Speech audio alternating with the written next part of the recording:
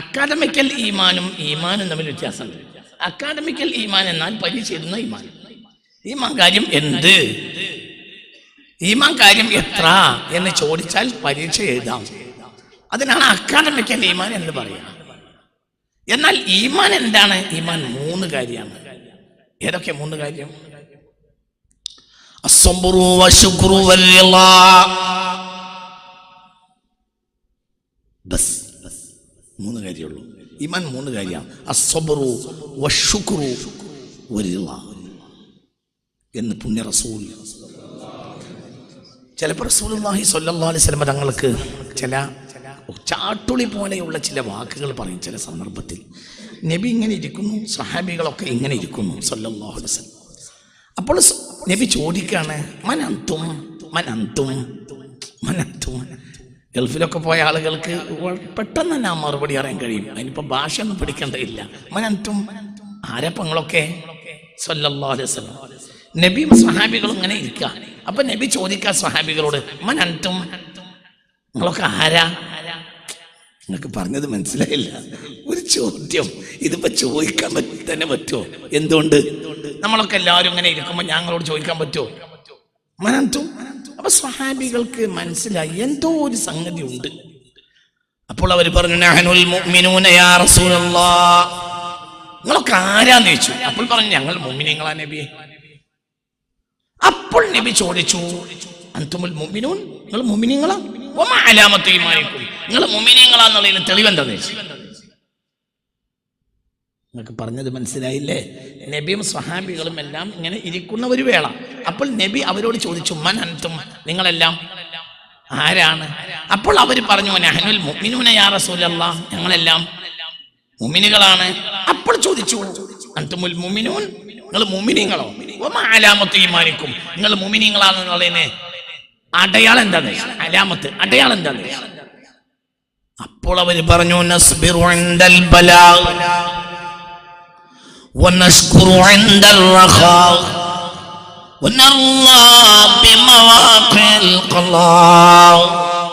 فقال النبي صلى الله عليه وسلم أنتم المؤمنون ورب الكعبة. സത്യം സത്യം. അവർ പറഞ്ഞു, നബിയെ ഞങ്ങൾക്ക് 3 കാര്യമുണ്ട്. നസ്ബിറു ഇൻദൽ ബലാഇ, ഏത് പ്രതിസന്ധിയിലും ഞങ്ങൾ ക്ഷമിക്കും. വനശ്കുറു ഇൻദർ റഖാഇ, ഏത് നേട്ടത്തിലും ഇത് അല്ലാഹുവിൻ തന്നതാണ് എന്ന ഉറപ്പോടുകൂടെ ഞങ്ങൾ നന്ദി കാണിക്കും. വനർളാ ബിമവാഖിൽ ഖലാഇ, അല്ലാഹു എന്ത് വിധിച്ചാലും ഞങ്ങൾ പൊരുത്തപ്പെടും. സുഖാണെങ്കിൽ സുഖം, ദുഃഖാണെങ്കിൽ ദുഃഖം, ജീവിതാണെങ്കിൽ ജീവിതം, മരണാണെങ്കിൽ മരണം. മനസ്സിലായില്ല? ഞങ്ങൾക്ക് 3 കാര്യമുണ്ട്. ഏതൊക്കെ? നസ്ബിറു ഇൻദൽ ബലാഇ, ഏത് ആപത്തിലും പ്രതിസന്ധിയിലും ഞങ്ങൾ ക്ഷമിക്കും. 2, വനശ്കുറു ഇൻദർ റഖാ, ഏത് നേട്ടം ലഭിച്ചാലും ഇത് അല്ലാഹുവിന്റെ നേട്ടമാണെന്ന് വിചാരിച്ച് ഞങ്ങൾ നന്ദി കാണിക്കും. 2. 3, വനർളാ ബിമവാഖിൽ ഖലാഇ, അല്ലാഹു എന്ത് വിധിച്ചാലും ഞങ്ങൾ തൃപ്തിപ്പെടും. മനസ്സിലായില്ല? എന്ത് വിധിച്ചാലും തൃപ്തിപ്പെടും. ജീവിതമാണെങ്കിൽ ജീവിതം, മരണമാണെങ്കിൽ പറ, ജീവിതമാണെങ്കിൽ ജീവിതം, മരണമാണെങ്കിൽ മരണം, മഴയാണെങ്കിൽ മഴ, വെയിലാണെങ്കിൽ വെയിൽ, ലാഭമാണെങ്കിൽ ലാഭം, നഷ്ടമാണെങ്കിൽ നഷ്ടം. ഞങ്ങൾക്കൊരു പ്രശ്നവും പറ ഇല്ല. ഇതെല്ലാം ഒത്തു സമ്മതിക്കുന്നതാണ് സുബ്ഹിയിലെ ഖുനൂത്ത്. ഭയങ്കര ഈ സുബ്ഹിയിലെ ഖുനൂത്ത് എന്ന് പറഞ്ഞാൽ ഒരു സംഭവം, അതൊരു സംഭവം. അത് ഈ രാവിലെ അങ്ങോട്ട് ചൊല്ലിയിട്ട് നമ്മൾ ഫീൽഡിലേക്ക് ഇറങ്ങിയാൽ ഭയങ്കര ഊർജ. اللهم اهدني فيمن هديت وعافني فيمن عافيت وتولني فيمن توليت. അല്ലാഹു നീ എനിക്ക് ഹിദായത്ത് തരണം, പിന്നെ എനിക്ക് നീ ആരോഗ്യം തരണം, പിന്നെ വതവല്ലനി ഫീമൻ തവല്ലൈത, നീ ഏറ്റെടുത്തവരുടെ കൂട്ടത്തിൽ നീ എന്നെയും ഏറ്റെടുക്കണം. വബാരിക് ലി ഫീമാ അതൈത, നീ തന്നതിലെല്ലാം നീ എനിക്ക് ബറക്കത്ത് തരണം. വഖനി ശർറ മാ ഖളൈത, ആപത്തിൽ നിന്ന് എന്നെ നീ സംരക്ഷിക്കണം. എന്നാൽ ഫഇന്നക തഖ്ലി, നിനക്ക് വിധിക്കാം, നിനക്കെന്തും വിധിക്കാം. വലാ യുഖ്ല അലൈക, നിന്റെ മേൽ അങ്ങോട്ട് വിധിക്കാൻ ആർക്കും കഴിയില്ല. മനസ്സിലാണ്ട് പറഞ്ഞത്? ഫഇന്നക തഖ്ലി, അർത്ഥം നിനക്ക് വിധിക്കാം. വലാ യുഖ്ല അലൈക, നിന്റെ മേൽ അങ്ങോട്ടാരും നിന്റെ മേൽ അങ്ങോട്ടാരും വിധിക്കുകയില്ല. നീ എന്ത് വിധിച്ചാലും ഞങ്ങൾക്ക് തൃപ്തിയാണ്. മനസ്സിലായില്ല? നീ എന്ത് വിധിച്ചാലും ഞാൻ ഇഷ്ടപ്പെടും. പക്ഷെ ഞാൻ നിന്നോട് പ്രാർത്ഥിക്കും സുഖം തരണേ. പക്ഷെ നീ ദുഃഖം തന്നാലും ഞങ്ങൾ സ്വീകരിക്കും. നിങ്ങൾക്ക് പറഞ്ഞത് മനസ്സിലായോ? ഞങ്ങളുടെ ആഗ്രഹം ഞങ്ങൾക്ക് സുഖം കിട്ടണമെന്നാ. പക്ഷെ ദുഃഖം തന്നാലും ഞങ്ങൾ സ്വീകരിക്കും. നോക്ക് നോക്ക് നോക്ക് നോക്ക് നോക്ക്. ഒന്നും കൂടി ചൊല്ലേ. اللهم اهدني فيمن هديت وعافني فيمن عافيت تولني فيمن توليت وبارك لي فيما أعطيت وقني شر ما قضيت. നോക്ക്. ഇനി ഇത് പ്രാർത്ഥന കഴിഞ്ഞു. ഇനി സനാഅത്താണ്. ഇതുവരെ ഉസ്താദ് ചെല്ലുന്നതിന് നമ്മൾ ആമീൻ പറയും. ഇനി നമ്മളും കൂടെ ചെല്ലും. അത് പ്രതിജ്ഞയാണ്. മനസ്സിലായില്ല? ഖുനൂത്തിൽ ഇത്തരം ഭാഗം മാത്രമാണ് എന്തുള്ളത്? പ്രാർത്ഥന. ഇനി കുറച്ചിടയിൽ പ്രതിജ്ഞ. എന്ത്? ഫഇന്നക തഖ്ലി, നിനക്ക് വിധിക്കാം. അതിലെല്ലാവരും പറയും. മനസ്സിലായില്ല? ഇതുവരെ ഇമാം പറഞ്ഞ് നമ്മൾ എന്ത് പറയും? അമ്മ പറയും. ഇനി നമ്മൾ പ്രതിജ്ഞ.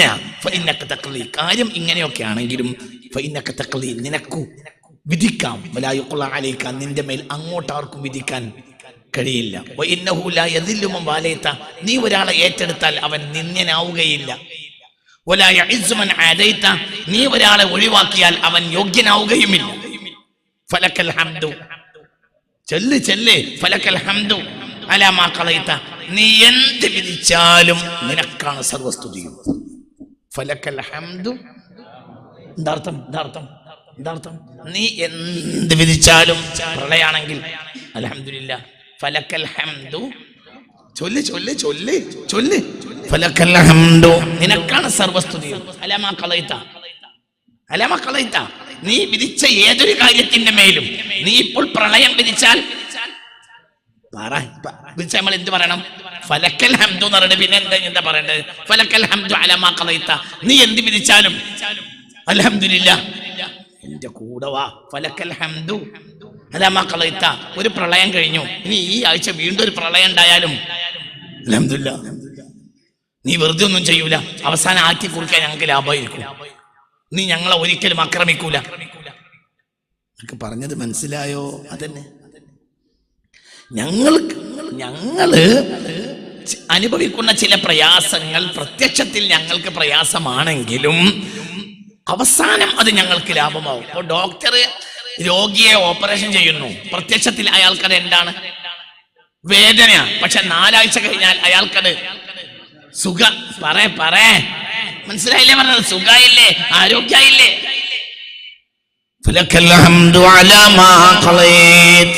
അല്ലാഹു നമുക്ക് തൗഫീഖ്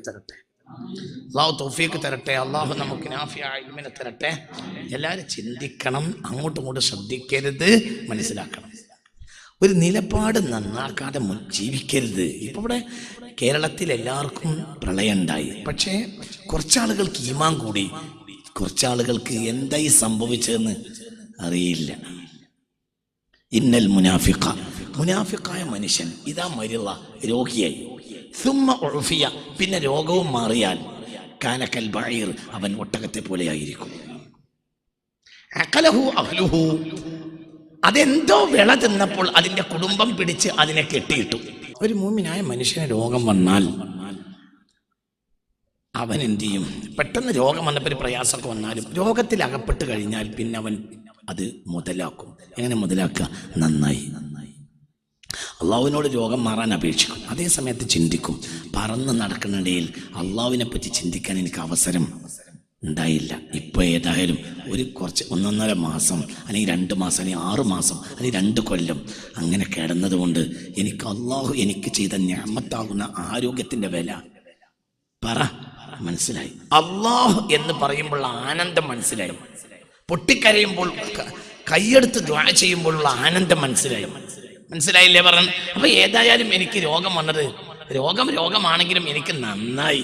രോഗം എനിക്ക് നേട്ടം തന്നെ ഉണ്ടാക്കിയുള്ളൂ, ഒരിക്കലും കോട്ടുണ്ടാക്കിയിട്ടില്ല. ആര് മനസ്സിലാക്കും? മുഅ്മിനെ മനസ്സിലാക്കും. എന്തുകൊണ്ട്? ഞാൻ പറന്ന് നടന്നപ്പോൾ അള്ളാഹുവിനെ പറ്റി ചിന്തിക്കാൻ അള്ളാഹു എനിക്ക് നൽകിയ അവസരമാണ് ഈ രോഗം. ഇനിയെങ്കിലും എനിക്ക് ഭാവി ജീവിതം നന്നാക്കി എടുക്കാം എന്നാര് ചിന്തിക്കും? മുഅ്മിനായ മനുഷ്യൻ ചിന്തിക്കും. അങ്ങനെ രോഗം മാറിയാൽ പിന്നെ വളരെ സ്ട്രൈറ്റായി ജീവിക്കും. പഴയ കാലത്ത് ചെയ്തതുപോലെ ഹക്കും ബാത്തിലും നോക്കാത്ത കച്ചവടമൊന്നും പിന്നെ പറ ചെയ്യൂല. പിന്നെ എന്ത് കച്ചവടമാണെങ്കിലും പള്ളിയിൽ ഒരു ബാങ്ക് കൊടുക്കുമ്പോഴത്തേനും കേറും. അങ്ങനെയുള്ള കച്ചവടമൊക്കെ മതി. മനസ്സിലായോ? ഞാനിതൊക്കെ അനുഭവിച്ചടാ. മതി, അങ്ങനത്തെ വലിയ ലാഭമൊന്നും വേണ്ട. ബാങ്ക് കൊടുത്താൽ പള്ളിയിൽ കയറും. പഴയ കാലത്ത് അങ്ങനെയല്ല. പഴയ കാലത്ത് നിർബന്ധിച്ചാൽ നിസ്കരിക്കും. മനസ്സിലാണ്ട് പറഞ്ഞ അങ്ങനെയൊക്കെയുള്ള ആളാണ്. രോഗം വന്നപ്പോ അവൻ മുഅ്മിനാ, അസ്ലി മുഅ്മിനായ പിന്നെ അവനാണ് നന്നായി. എന്നാൽ ഇതേ രോഗം ആർക്ക് വരും? മുനാഫിഖിന് വരും.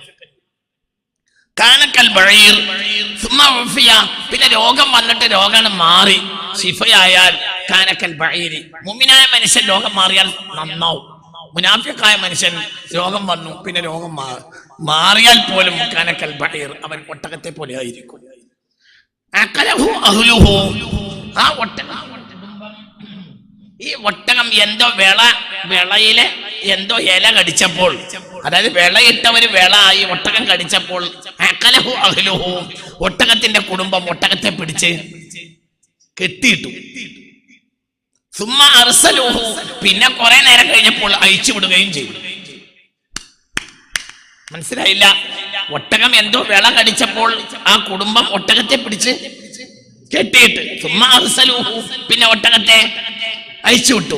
എന്നാൽ ലം യദ്രി ലിമാ അഖലുഹു വലം യദ്രി ലിമാ അർസലുഹു, എന്തിനാ കെട്ടിയിട്ടെന്നും അതിനറിയില്ല, എന്തിനാണ് അയച്ചിട്ടൊന്നും അതിനറിയില്ല.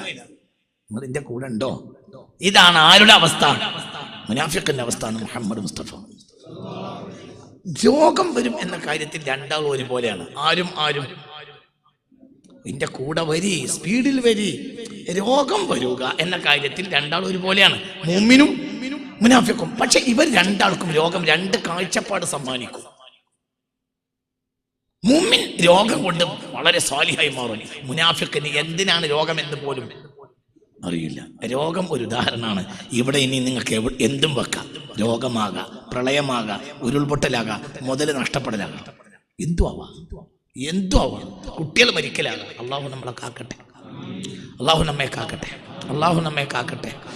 നോക്കൂ, പുണ്യ റസൂൽ നല്ല റാഹത്തിൽ ജീവിക്കുന്ന ഒരു സമയത്ത് ഭാര്യയും ഭർത്താവും കൂടെ സന്തോഷത്തിൽ ജീവിക്കുമ്പോൾ പെട്ടെന്ന് യൗവനമുള്ള ഭർത്താവാണ് മരിച്ചുപോയി. സങ്കല്പിക്കുക, ചിന്തിക്ക്. അള്ളാഹു നമുക്ക് അത്തരം ആപത്തുകൾ വരാതെ എല്ലാവരെയും അള്ളാഹു കാക്കട്ടെ. അല്ലെങ്കിൽ എന്തായി, സന്തോഷിച്ച് ബാപ്പും മക്കളൊക്കെ ഇങ്ങനെ ജീവിച്ചുകൊണ്ടിരിക്കുമ്പോൾ ഇങ്ങനെ വളർന്ന് വരുമ്പോൾ ഏകദേശം 10-20 വയസ്സായ മോൻ പെട്ടെന്നാണ് മരിച്ചു. അള്ളാഹു നമ്മളെ കാക്കട്ടെ. അല്ലെ കെട്ടിക്കാനായ മോളാണ് മരിച്ചു, അല്ലെ കെട്ടിച്ച ഒരു മാസമേ ആയിട്ടുള്ളൂ, പെട്ടെന്ന് ഓളാണ് മരിച്ചു, അല്ലെങ്കിൽ ഭാര്യ മരിച്ചു. എന്നാൽ ഇന്നൽ മുഅ്മിന ഇദാ ദഹബ അല്ലാഹു ബിസഫീഹി ഫസബറ വഹ്തസബ ഇന്നല്ലാഹ ലാ യർളാ ബിഹി ബിശൈഇൻ ഇല്ലൽ ജന്ന. ഹബീബായ റസൂലുള്ളാഹി പറഞ്ഞു, ഒരു മുഅ്മിനായ മനുഷ്യനെ അവന് ഏറ്റവും കരളിനോട് ബന്ധപ്പെട്ട ഒരാളെ അള്ളാഹു പെട്ടെന്ന് കൊണ്ടുപോയി.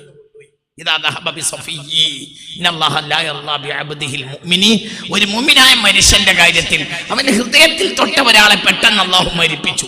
ഒന്നിരിക്കൽ ഭർത്താവ്, അല്ലെങ്കിൽ ഭാര്യ, അല്ലെങ്കിൽ മകൻ, അല്ലെങ്കിൽ മകൾ. മനസ്സിലായോ പറഞ്ഞത്? ആരും അള്ളാഹു തആല നമുക്ക് സഹിക്കാൻ കഴിയാത്ത പ്രയാസങ്ങൾ കൊണ്ട് നമ്മളെ പരീക്ഷിക്കാതിരിക്കട്ടെ. ഇനി ബൈ ചാൻസ് അങ്ങനെ വന്നപ്പോൾ ഫസബറ, മനസ്സിലായില്ല, അവൻ അല്ലെങ്കിൽ അവൾ ക്ഷമിച്ചു. അള്ളാഹുവിന്റെ ഒരു വിധിയാണ് എന്ന് വിചാരിച്ച് അതിൽ കൂലിയെ പ്രതീക്ഷിച്ച് അവൻ അങ്ങോട്ട് ക്ഷമിച്ചാൽ, അല്ലെങ്കിൽ അവൾ ക്ഷമിച്ചാൽ, നാളെ കോടതിയിൽ ചെല്ലുമ്പോൾ ലാ യർളാ, അയാൾക്ക് എന്ത് കൊടുത്താലും അള്ളാഹ്ക്ക് മതിയാകൂല, ഇല്ലൽ ജന്ന, സ്വർഗം തന്നെ കൊടുക്കാതെ എന്ന് പുണ്യ റസൂൽ.